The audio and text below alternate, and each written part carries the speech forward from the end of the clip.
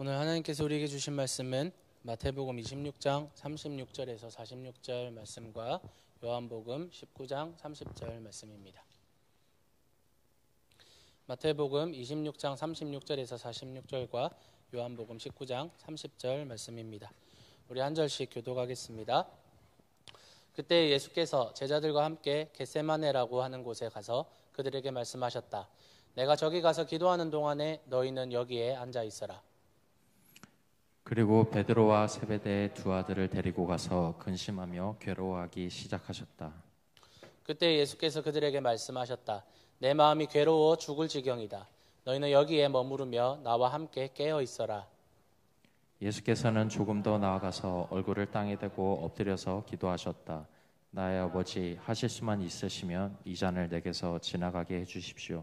그러나 내 뜻대로 하지 마시고 아버지의 뜻대로 해주십시오. 그리고 제자들에게 와서 보시니 그들은 자고 있었다. 그래서 베드로에게 말씀하셨다. 이렇게 너희는 1시간도 나와 함께 깨어 있을 수 없느냐? 시험에 빠지지 않도록 깨어서 기도하여라. 마음은 원하지만 육신이 약하구나. 예수께서 다시 두 번째로 가서 기도하셨다. 나의 아버지, 내가 마시지 않고서는 이 잔이 내게서 지나갈 수 없는 것이면 아버지의 뜻대로 해주십시오. 예수께서 다시 와서 보시니 그들은 자고 있었다. 그들은 너무 졸려서 눈을 뜰 수 없었던 것이다. 예수께서는 그들을 그대로 두고 다시 가서 또 다시 같은 말씀으로 세 번째로 기도하셨다. 그리고 제자들에게 와서 그들에게 말씀하셨다. 이제 남은 시간은 자고 쉬어라. 보아라, 때가 이르렀다. 인자가 죄인들의 손에 넘어간다. 일어나서 가자. 보아라, 나를 넘겨줄 자가 가까이 왔다. 요한복음 19장 30절입니다. 읽겠습니다. 시작. 예수께서 신 포도주를 받으시고서 다 이루었다 하고 말씀하신 뒤에 머리를 떨어뜨리시고 숨을 거두셨다. 아멘. 아멘. 여러분께서 살아가면서 내가 하지 않아도 되는 일을 해보신 적이 분명히 있을 것 같습니다. 그럴 때 여러분의 마음은 어떠신가요?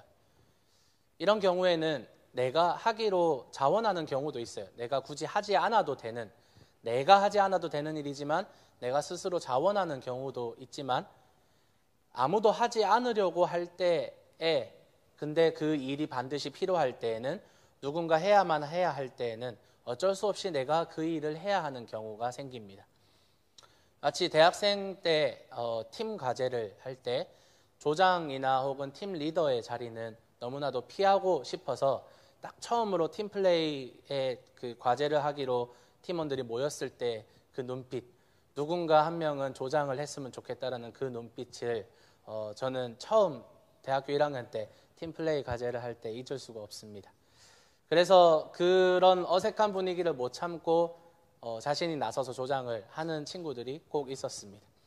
그래서 너무나도 피하고 싶지만 누군가는 해야만 하고 내가 해야 할 것만 같은 생각이 드는 실제적인 예로 제시할 수 있을 것 같아요.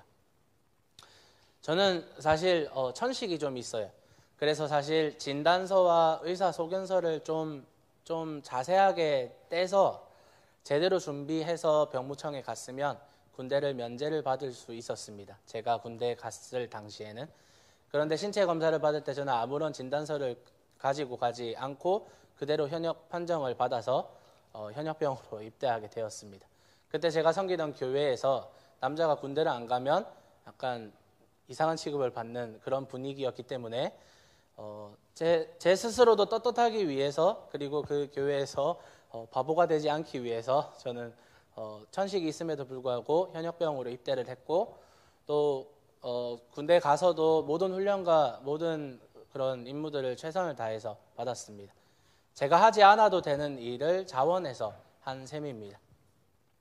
그런데 제가 자원해서 군 복무를 했음에도 불구하고 군 생활은 저에게 너무나도 악몽 같은 시간이었습니다.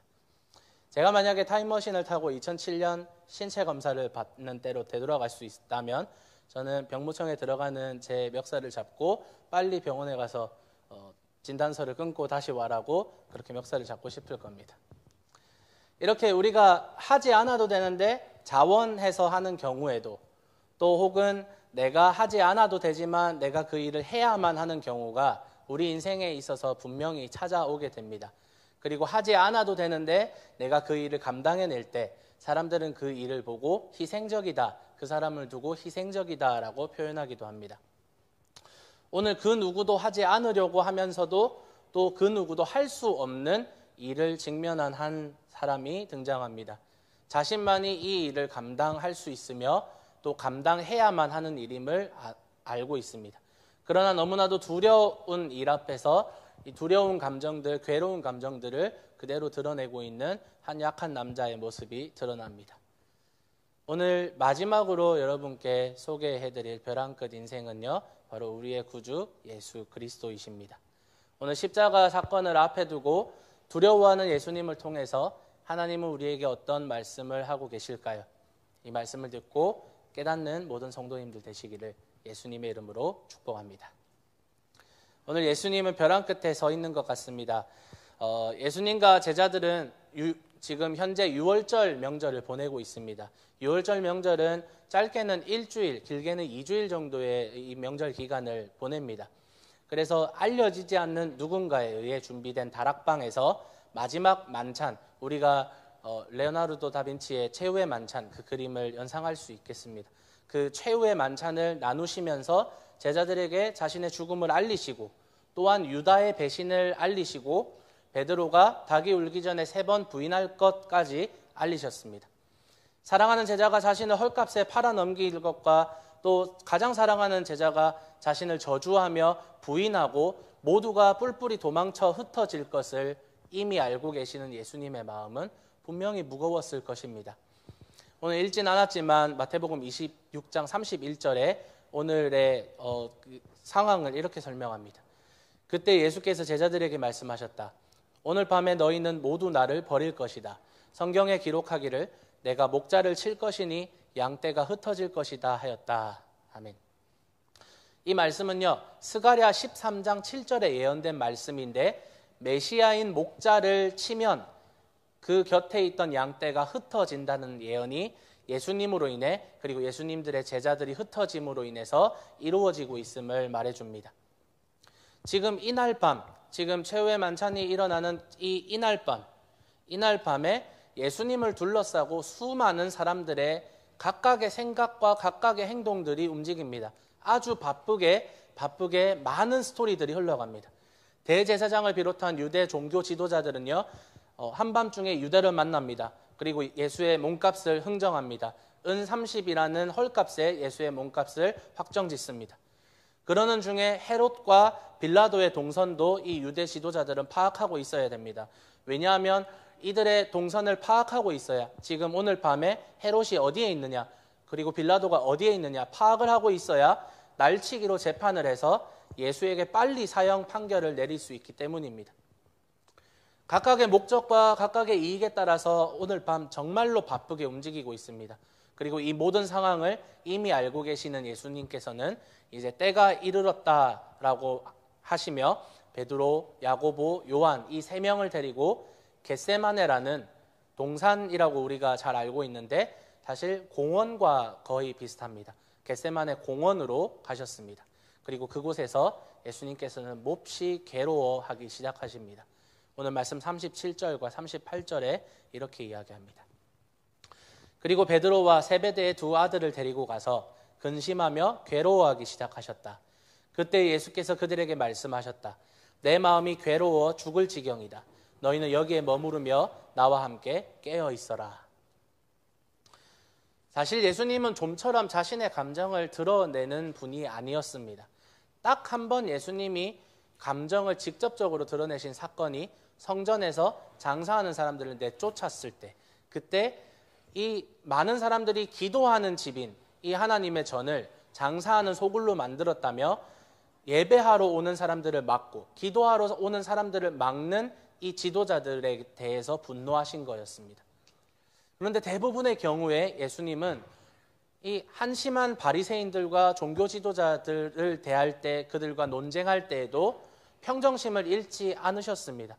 그랬던 예수님이 오늘 십자가를 앞에 두고 몹시 괴로워하시는데 제자들 앞에서도 그 감정을 숨기지 않고 그대로 드러내고 계십니다. 우리가 알고 있는 예수님의 모습과는 조금 다른 것 같습니다.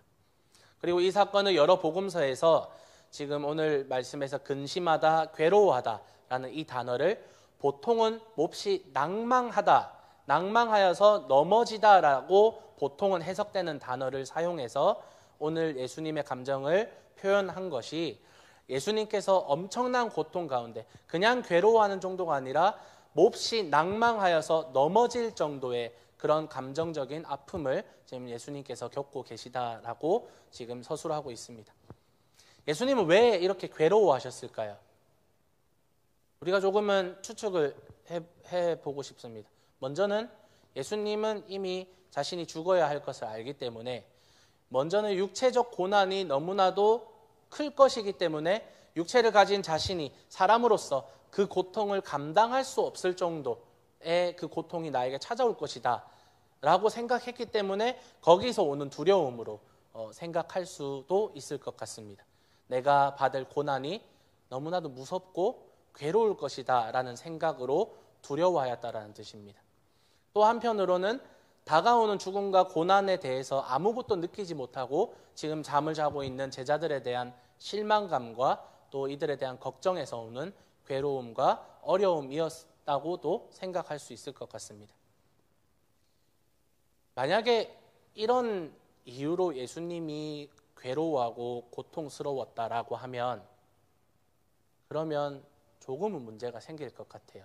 왜냐하면 예수님의 제자들과 초대교회 성도들도 예수님과 비슷한 고난을 당했습니다. 물론 예수님처럼 모든 인류의 죄를 대신하는 그런 십자가형 그 대속의 고난은 당하지 않았지만 이들도 똑같이 예수님처럼 십자가형을 당하고 목에 잘리고 불에 타는 그런 고난을 받았습니다. 그럴 때에 그들도 괴로워하고 두려워하였을 겁니다. 만약 예수님이 이들과 똑같은 그런 감정을 느끼셨다면 그러면 사람과 예수님이 그렇게 차이가 나지 않는 분으로 우리가 여길 수 있을 것 같습니다. 하지만 예수님이 진짜 오늘 괴로워하는 이유가 십자가형이 무서워서 채찍질이 무서워서 괴로워하는 것이 아니라 또 제자들에 대한 그런 실망감과 걱정으로 인한 심적인 괴로움이 아니라 더 근본적인 이유가 있다라는 겁니다. 왜 예수님은 이렇게 괴로워하였을까요?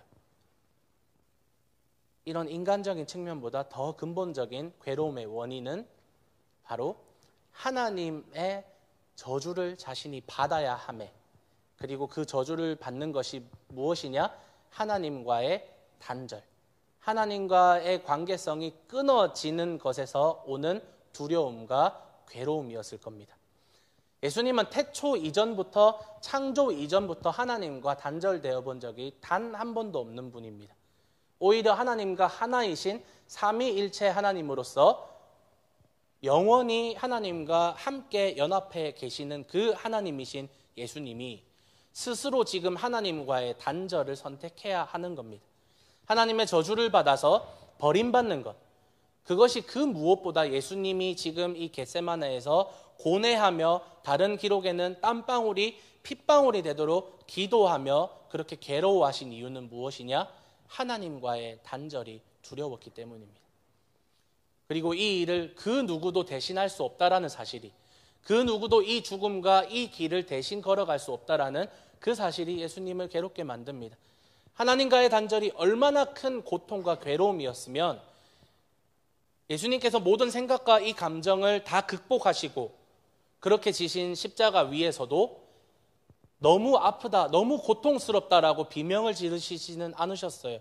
그런데 어떤 비명을 지르셨느냐? 엘리 엘리 라마 사박다니, 나의 하나님, 나의 하나님, 어찌하여 나를 버리십니까? 라는 절규와 고통의 메시지를 예수님께서 십자가 위에서 던지셨습니다. 이렇게 생각과 감정을 정리한 이후에도 하나님과의 단절이, 하나님이 자신을 버리고 하나님과의 관계가 끊어졌다라는 이 사실이 예수님에게는 가장 큰 고통이자 가장 큰 괴로움이었을 것입니다. 하지만 이 고통의 현장 앞으로 예수님은 달려가야 합니다. 오직 예수님만이 이 일을 하실 수 있기 때문입니다. 히브리서 4장 15절 말씀은 이렇게 이야기합니다. 우리의 대제사장은 우리의 연약함을 동정하지 못하시는 분이 아닙니다. 그는 모든 점에서 우리와 마찬가지로 시험을 받으셨지만 죄는 없으십니다. 그가 시험을 받으셨지만, 그가 십자가형을 당하셨지만, 그가 고난을 받으사 십자가에 달려 죽으셨지만 예수님 자신에게는 죄가 없었습니다. 자신의 죄로 인해서 하나님의 저주를 받고 하나님으로부터 끊어짐을 당한 게 아니라는 겁니다. 예수님은 죄 용서 받아야 하는 죄인이 아니었고 죄의 형벌로 죽임당할 만한 그런 흉악한 죄인이 아니었습니다. 예수님이 죽으셨던 이유는 죄인들을 대신하여서 의인이 고난을 받았고 의인이 저주를 받았고 의인이 하나님으로부터 끊어짐을 당했던 것입니다. 바로 자신의 잘못이 아님에도 불구하고 태초부터 삼위일체 하나님으로서 한 번도 하나님과 단절된 적이 없었던 예수님께서 하나님과의 단절을 겪으셔야 하는 이 상황이, 그리고 이것을 자신만이 꼭 해야 되는 이 사명임을 아는 예수님이 얼마나 많은 고통과 마음의 괴로움을 가지셨을지 우리는 상상할 수 없습니다. 그러나 예수님은 반드시 이 벼랑 끝에 서야 합니다. 그래서 십자가가 있는 골고다라는 그 벼랑 끝으로 예수님은 걸어가야 합니다. 우리를 위해서, 오늘 제목과 마찬가지로 우리를 위하여서 스스로 벼랑 끝으로 가기를 소원하며 예수님은 지금 겟세마네에서 기도하고 계시는 겁니다. 사랑하는 성도 여러분, 예수님은 오늘 벼랑 끝에 서 계십니다. 누구 때문입니까? 지금까지 알아봤던 9부류의 사람들은 다 자신의 죄로 인함이거나 혹은 사고로 인함이거나 어쩌면 자신이 의도하지 않았는데 벼랑 끝으로 내몰린 사람들이었습니다. 하지만 예수님은요, 우리를 위하여서 스스로 벼랑 끝으로 걸어가고 계시는 분임을 우리가 오늘 말씀을 통해서 배울 수 있습니다. 예수님은 우리를 위해서 이 벼랑 끝으로 스스로 가셨습니다. 우리가 예수님의 죽으심에 대해서 많이 묵상합니다. 이스터 기간이나 예수님 이 복음서를 읽을 때마다 많이 묵상을 하지만 우리가 때때로 예수님의 죽음을 조금은 가볍게 생각하는 경향이 있습니다. 왜냐하면 예수님은 하나님이시니까, 또 우리는 결과를 아니까 3일 만에 살아나셨으니까. 그래서 예수님의 죽으심을 조금은 가볍게 여기며 예수님 스스로도 이 죽음을 그냥 담담하게 받아들인 것처럼 여기는 경향이 있습니다. 하지만 적어도 오늘 말씀에서 예수님의 괴로움이 그냥 육체적인 괴로움에서 오는 그 두려움이 아니라 하나님과의 단절로 인함이라면 우리는 예수님이 겪는 죽음을 조금 더 깊이 있게, 조금은 진지하게 여길 필요가 있습니다. 그래서 오늘 말씀을 들으시면서 계속해서 오늘 예수님과 하나님과의 이 단절이라는 이 개념을 여러분 머리에 계속 생각하시면서 오늘 말씀을 따라오셨으면 좋겠어요. 바로 어제 예수님의 탄생을 우리가 기뻐하고 축하했는데 하루 만에 제가 예수님을 죽어야 하는 분으로 설교하는 저를 용서하십시오. 하지만 예수님의 이 존재 목적, 태어나신 이유 자체가 죽기 위해서 태어납니다. 우리 교회에 아이들이 참 많습니다. 그런데 이 아이가 태어났을 때 우리는 많은 축복을 해줍니다. 너가 좋은 사람이 되어라, 그리고 예수님을 잘 믿는 사람이 되어라, 성공한 사람이 되어라, 공부를 잘했으면 좋겠다, 뭐 스포츠를 잘했으면 좋겠다, 이런 식으로 내가 소망하는 대로 아이를 축복합니다. 그런데 어떤 아이에게도 우리는 너가 잘 죽었으면 좋겠다라고 하지 않습니다. 하지만 예수님은 태어남의 이유가 잘 죽기 위해서 태어나신 분이었다라는 겁니다. 예수님은 마태복음 20장 28절에서 자신이 온 목적을 많은 사람을 위하여 자기 목숨을 치러주려고, 자기 목숨을 몸값으로, 그들의 죄값으로 치러주려고 이 땅에 오셨다고, 자기 존재의 목적이 대속이라는 말은 다른 사람을 대신하다라는 뜻입니다. 그리고 구원한다라는 뜻입니다. 다른 사람을 대신해서 몸값을 치러주고 그리고 구원한다. 거기에 예수님의 존재의 목적이 있다라는 겁니다. 그렇다면 예수님은 왜 죽어야 했습니까? 왜 예수님이 죽어야만 했을까요? 왜 죽어야만 했냐면 우리는 제사 시스템을 살펴볼 필요가 있습니다. 하나님이 레위기서를 통해서 제사라는 제도를 사람에게 주셨습니다. 그래서 이 제사를 통해서 사람이 죄사함을 받게 하셨습니다. 이 제사는 어떤 구조를 지니냐면 사람의 죄가 짐승에게 옮겨갑니다. 이것을 전가라고 합니다. 트랜스퍼라고 하기도 하고 임퓨테이션이라고 하기도 합니다.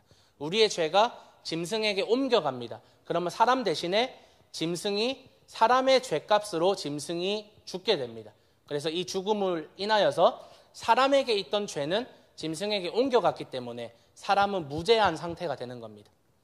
하지만 사람은 죄가 있기 때문에 반복해서 죄악을 짓게 됩니다. 그래서 짐승 제사는 매번 반복되어야만 합니다. 이 죄가 용서받기 위해서는. 그래서 모든 인류의 죄를 대신하고도 남을 만한 꽉 찬 생명력을 가진 존재가 사람의 죄를 대신해야만 했습니다. 사람의 모든 것을 용서하기 위해서는. 그런데 그런 생명력을, 아주 꽉 찬 생명력, 그리고 엄청난 생명력이 전 세계 인류의 모든 죄, 역사적으로 살았던 모든 사람들의 죄를 덮을 만한 그만한 생명력을 가지고 있는 짐승이 있을까요? 없어요. 그렇다면 사람은 그런 생명력을 가진 존재가 있을까요? 없습니다. 누가 그런 생명력을 가지고 있을까요? 바로 사람보다 우월한 존재인 신적 존재만이 사람보다 더 꽉 차고 더 확대된 생명력을 가지고 있겠죠. 다양하게 표현하지만 제가 지금 말씀드리는 이 생명력을 성경에서는 의라고 표현합니다. 짐승 제사를 막 마친 사람, 방금 제사를 딱 지낸 사람이 의로운 존재일까요, 여러분? 아니요. 무죄한 존재이긴 해요. 방금 짐승 제사를 마쳤기 때문에 무죄한 존재이긴 하지만 의로운 존재는 아닙니다. 만약에 구원을 받는 상태를 숫자 1로 표현을 한다면 짐승 제사를 막 마친 사람은 짐승 제사로 인해서 그동안 마이너스 10, 마이너스 100 정도의 되었던 자기의 죄의 상태가 0이 된 사람입니다. 1의 상태를 구원이라고 본다면 방금 짐승 제사를 마친 사람은 0의 상태가 되는 거예요. 그냥 무죄한 상태, 무효화된 상태가 된 것이지 절대로 제사를 지냈다고 해서 구원의 상태인 1이 될 수는 없는 겁니다. 제사는 죄 용서, 죄의 무효화 정도에 그치는 것이지 절대로 제사가 1이라는 생명을, 의를 줄 수는 없다라는 겁니다. 그 1은 구약에서도 마찬가지고 율법이 주어지기 전인 아브라함 시대에도 마찬가지고 율법이 주어졌던 모세의 시대와 그 이후의 시대에도 마찬가지고 예수님의 시대와 사도들의 시대와 그리고 지금 우리의 시대에도 마찬가지로 우리는 이 1이라는 숫자를 누구에게서 받냐? 예수님에게서 받는 그 1이라는 겁니다. 그래서 문제는 바로 여기에서 옵니다. 두 가지 문제가 있어요. 먼저 제사 자체는 말씀드렸다시피 사람을 구원할 능력 자체가 없습니다. 그냥 영의 상태를 만들어줄 뿐입니다. 율법도 마찬가지예요. 죄를 깨닫게 하고 돌이키게 하긴 하지만 영의 상태로 만들어줄 뿐 1이라는 생명을 줄 수는 없는 겁니다. 그렇기에 매년 혹은 매달 반복되는 제사의 희생 제물은요, 사람에게 생명을 주지 못하고 의를 주지 못합니다. 잘해야 영을 주는 거예요. 그렇기에 모든 인류의 생명의 합보다 더 귀하시고 그리고 모든 인류의 죄의 합보다 더 값진 신적 존재의 생명만이 이것을 다 무효화시키면서도 그들에게 1이라는 숫자를 줄 수 있다는 겁니다. 그런데 여기에서 두 번째 문제가 나옵니다. 신적 존재가 그렇게 사람들에게 1이라는 생명력을 주기 위해서는 성경은 피의 생명이 있다라고 했어요. 그러면 신적 존재가 피를 흘려야 합니다. 그 말은 죽어야 한다는 겁니다. 그런데 신적 존재는 영으로 거하시기에 피를 흘릴 수 없고 죽을 수가 없습니다. 무슨 말이냐면 하나님은 죽으실 수 없는 분이라는 겁니다. 여기에서 문제점이 생겨버렸습니다. 피를 흘리고 생명을 나눠줘야 되는 유일한 존재인 신적 존재가 죽을 수 없는 분이라는 겁니다. 그렇다고 사람을 신적 존재로 만들 수는 없어요. 왜냐하면 모든 사람은 아담 이후로 죄를 가지고 태어나기 때문에 그 사람은 죄와 저주 아래에 있는 사람이기 때문입니다. 그렇다면 방법은 딱 하나밖에 없습니다. 어제 우리가 살펴보았던 대로 하나님이 육체를 가지는 것 밖에는 이것을 해결할 방법이 아무것도 없었습니다. 그렇게 하나님은 스스로 성령으로 잉태되어서 마리아라는 처녀의 몸을 빌려서 온전한 사람의 모양이 되셔서 사람으로 태어나셨습니다. 히브리서 2장 17절 18절 말씀입니다. 함께 읽겠습니다. 시작. 형제 자매들과 같아지셔야만 했습니다. 그것은 그가 하나님 앞에서 자비롭고 성실한 대제사장이 되심으로써 백성의 죄를 대신 갚으시기 위한 것입니다. 그는 몸소 시험을 받아서 고난을 당하셨으므로 시험을 받는 사람들을 도우실 수 있습니다. 아멘. 그러므로 예수님은 우리 모두와 우리가 가지고 있는 살과 피를 가지신, 그래서 모든 점에서 같아지셔야만 했습니다. 하나님은 육체를 가진, 그리고 죽음을 겪을 수 있는 존재인 사람이 되셨습니다. 그리고 그 존재가 바로 누구십니까? 예수님입니다. 가장 의롭고 가장 생명력 넘치고 모든 사람들의 죄의 합보다, 모든 사람의 생명력의 합보다 훨씬 더 크신 하나님이 죽을 수 있는 조건이 마련된 것입니다. 그래서 세례 요한은 예수님을 만난 후에 이렇게 이야기합니다. 예수께서 지나가시는 것을 보고서 보아라, 하나님의 어린 양이다 하고 말하였다. 우리는 예수님을 어린 양이라고 표현합니다. 어린 양. 보통의 제사에서 소나 양이 죄인인 사람을 위해서 찢겨서 피 흘려서 죽습니다. 그리고 우리의 죄가 용서가 됩니다. 예수님의 십자가도 이러한 면에서 제사입니다. 우리는 그래서 예수님을 우리를 대신해서 찢기고 피 흘리신 하나님의 어린 양이라고 표현합니다. 그런데 예수님을 때로는 우리가 희생양이라는 표현을 하기도 합니다. 희생양이 영어로 무엇이냐면 여러분, 스케이프고트입니다. 스케이프고트. 램이 아니라 쉽이 아니라 고트입니다. 염소예요. 염소. 정확히 번역을 하자면 희생염소잖아요.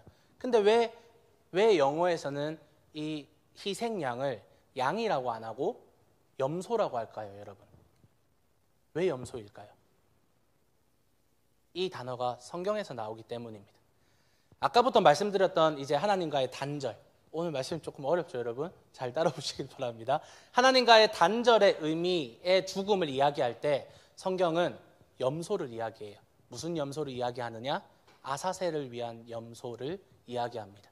여러분, 이 단어를 처음 들으신 분들도 계실 것이고 아주 생소한 단어이지만 오늘 여러분께 아사셀을 위한 염소에 대해서 알려드리고 싶어요.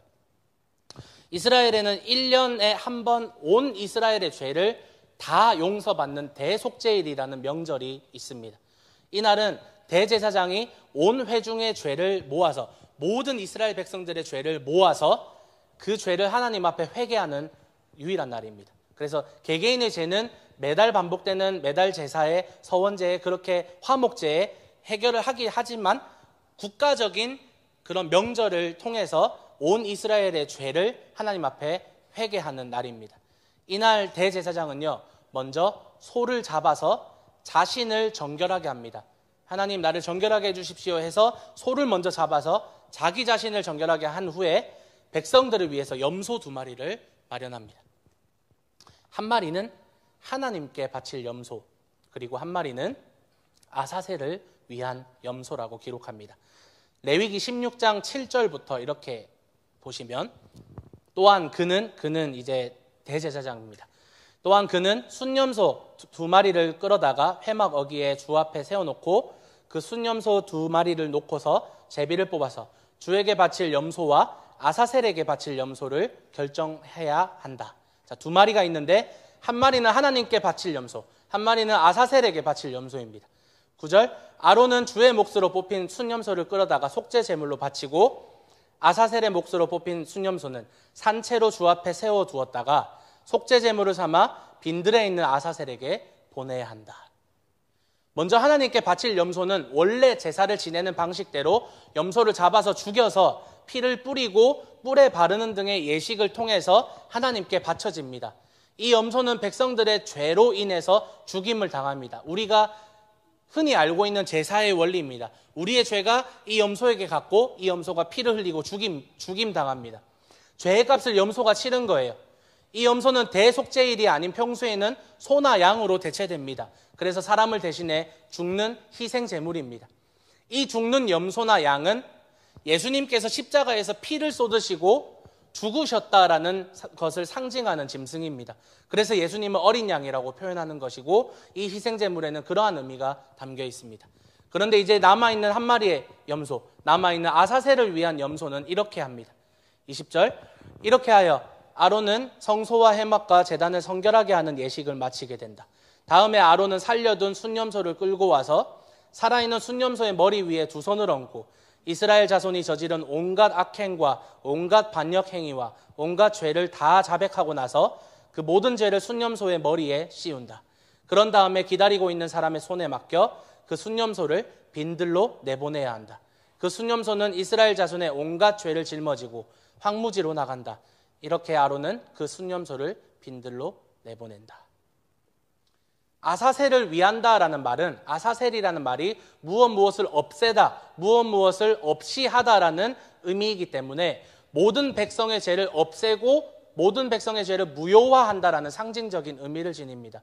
그래서 이 아사셀 염소는요, 백성들의 모든 죄를 자신이 받아서 그 죄를 짊어지고 백성들이 거하는 진영 안에서 죽는 것이 아니라 사람들이 부정하다라고 하는 환자들과 특별히 나병 환자들 그리고 이방인들, 죄인들이 거하는 진영 밖으로 저주받은 곳으로 그 아사셀 염소를 내보냅니다. 그래서 그곳에서 아사셀 염소는 죽게 될 것입니다. 짐승에게 물리든지 혹은 어떤 방법으로 광야에서 죽게 될 것입니다. 이것은 이 아사셀 염소가 진영과의 단절을 의미합니다. 모세 시대에 이스라엘에서 진영이란 하나님의 임재하심이 있는 곳이에요. 거룩한 곳이고 성결된 곳입니다. 진영 밖은 저주받은 곳이고 성결하지 못한 부정한 땅을 의미합니다. 그래서 이 염소는 이 부정한 땅과 저주받은 땅에서 죽게 되는 겁니다. 사람들은 이 사건을 보면서 매년 반복되는 이 아사셀 염소가 진영 밖으로 나가서 사람들과의 단절을 겪고 사람들에게서 끊어짐을 당하는 이 사건을 보고 죄의 무거움을 기억하며 또한 하나님의 용서라는, 눈에 보이지 않는 용서라는 이미지를 이 아사셀 염소 사건을 통해서 눈으로 확인하는 겁니다. 그래서 어떤 신학자는 아사셀 염소의 이 상징적인 의미를 용서의 시각화라고 이야기하기도 합니다. 그래서 히브리서에는요, 예수님을 아사셀의 염소로 표현합니다. 히브리서 13장 11절 12절입니다. 유대교의 제사의식에서 대제사장은 속죄제물로 드리려고 짐승의 피를 지성소에 가지고 들어가고 그 몸은 진영 밖에서 태워버립니다. 그러므로 예수께서도 자기의 피로 백성을 거룩하게 하시려고 성문 밖에서 고난을 받으셨습니다. 예수님이 죽으신 골고다 언덕은 진영 안에 있는 것이 아닙니다. 진영 밖에, 성문 밖에 있었던 저주받은 땅이고 사람들과의 단절, 하나님과의 단절을 경험할 수밖에 없는 광야였습니다. 그렇게 우리를 위하여서 진영 밖에서 죽임을 당하는 짐승과 그리고 진영 밖인 성문 밖에서 십자가에 달리신 예수 그리스도를 히브리서 기자는 지금 같이 보고 있는 겁니다. 십자가에 달리신 예수님은 하나님에게 바쳐진 염소처럼 사람들의 죄를 위해서 물과 피를 쏟으시고 죽임당하셨습니다. 그런 어린 양이시면서 그와 동시에 예수님은 아사셀을 위한 염소와 같이 사람들의 죄를 짊어지고 사람들에게 버림받고 사람들에게 외면받고 진영 밖으로 사람들에게 내쫓김 당하여서 결국 하나님으로부터도 외면함을 받는 그러한 존재가 되었습니다. 그렇게 십자가는 죽임당한 십자가이면서 동시에 외면당하고 버림받은 십자가이기도 합니다. 그리고 십자가를 지기 전날 밤 외면과 버림받음 그리고 그것이 하나님으로부터의 단절, 하나님으로부터의 버림받음이라는 이 사실이 이 예수를 너무나도 괴롭게 하고 있는 겁니다. 그러나 이 일을 반드시 해야만 하고 이 일을 반드시 이루어야 하는 예수님은 지금 기도하지 않고는 견딜 수 없는 심정인 겁니다. 그저 십자가가 무서워서가 아니라 자신이 아사셀의 염소가 되어야 하기 때문에 저주받은 존재가 되어야 하며 하나님으로부터 버림을 받아야 하는 존재가 되어야 하기 때문에 예수님은 너무나도 아프고 괴로우셨습니다. 그런데 이 순간에도 예수님은 이런 기도를 하십니다. 39절 말씀입니다. 예수께서는 조금 더 나아가서 얼굴을 땅에 대고 엎드려서 기도하셨다. 나의 아버지, 하실 수만 있으시면 이 잔을 내게서 지나가게 해주십시오. 그러나 내 뜻대로 하지 마시고 아버지의 뜻대로 해주십시오. 42절에도 똑같이 합니다. 예수께서 다시 두 번째로 가서 기도하셨다. 나의 아버지, 내가 마시지 않고서는 이 잔이 내게서 지나갈 수 없는 것이면 아버지의 뜻대로 해주십시오. 44절에는 세 번째로 똑같은 기도를 하였다고 합니다. 예수님은 이런 기도를 했습니다. 하나님, 내가 너무나도 두렵습니다. 아버지, 하실 수 있으시면 이 잔을 내게서 지나가게 해주십시오. 내가 십자가를 지지 않고도 이 백성들을 살려주실 수 있으시거든. 내가 십자가를 지지 않고도 하나님의 백성들을 구원하실 수 있다면 그렇게 해주십시오. 하지만 내 뜻대로 하지 마시고 하나님의 뜻대로 해주십시오. 예수님은 자신의 괴로움과 자신의 약함으로 인해서 사명을 내팽개치지 않으셨습니다. 오히려 예수님은 더 큰 것, 더 높은 것을 바라보시며 하나님의 뜻을 구하시고 계십니다. 나의 두려움보다, 나의 괴로움보다 하나님의 뜻이 이루어지기를 기도하셨습니다. 예수님의 관심은 항상 하나님의 뜻이었어요. 예수님의 사역을 기록하면서 제자들은요, 늘 이렇게 기록합니다. 말씀이 이루어지게 함이라 라는 표현을 제자들은 늘 즐겨 사용했습니다. 왜? 예수님이 하나님의 뜻, 하나님의 뜻인 하나님의 말씀과 하나님의 약속을 이루게 함이라. 그 모든 사역과 모든 말과 모든 행동들은 하나님의 뜻과 하나님의 말씀을 이루는 데에 목적이 있었기 때문입니다. 예수님이 이 땅에 오신 것도 하나님의 뜻이고, 예수님이 전하시는 말씀도, 병자를 고치거나 사람을 만나는 사역들도, 그리고 기도를 하실 때에도 예수님의 시선은 늘 하나님에게 있었습니다. 너희는 이렇게 기도하여라. 뜻이 하늘에서 이루어진 것과 같이 땅에서도 이루어지게 하소서 라는 예수님께서 가르쳐 주신 이 기도의 제목대로 예수님 자신 스스로도 하나님의 뜻을 위하여서 기도하였고, 하나님의 뜻에 순종하며 하나님으로부터 외면받는 그 길을 걸어가셨습니다. 누구도 대신할 수 없는 이 일을 참 하나님이시면서 참 사람이신 예수 그리스도께서 이 일을 친히 감당하심으로써 우리는 나음을 입었습니다. 예수님이 하나님과 단절되시면서 원래 하나님과 단절되었던 우리가 하나님과 연결되었고 하나님과 연합한 사람이 되었습니다. 자신은 저주를 받아서 우리를 대신해서 죽으신 예수님의 둘도 없는 완전한 십자가, 그 제사로 인해서 우리는 완전히 하나님과 회복하며 완전한 생명, 완전한 의를 우리가 누릴 수 있게 되었습니다. 이 말씀 가운데 우리도 그러니까 예수님에게 순종하여서 우리도 하나님의 뜻을 구하는 기도를 합시다. 그런 말씀을 드리고자 함이 아닙니다. 여러분, 지난 시리즈 동안 많은 사람들의 어려움과 고통과 벼랑 끝 인생들을 보았습니다. 그런데 그 모든 것을 공감하시며 동정하시는 예수님께서 더 이상 벼랑 끝에 서지 말라고 예수님이 스스로 그 길을 걸어가셨습니다. 그리고 벼랑 끝에서 우리를 완전히 해방시키시고 우리를 완전히 자유하게 하셨습니다.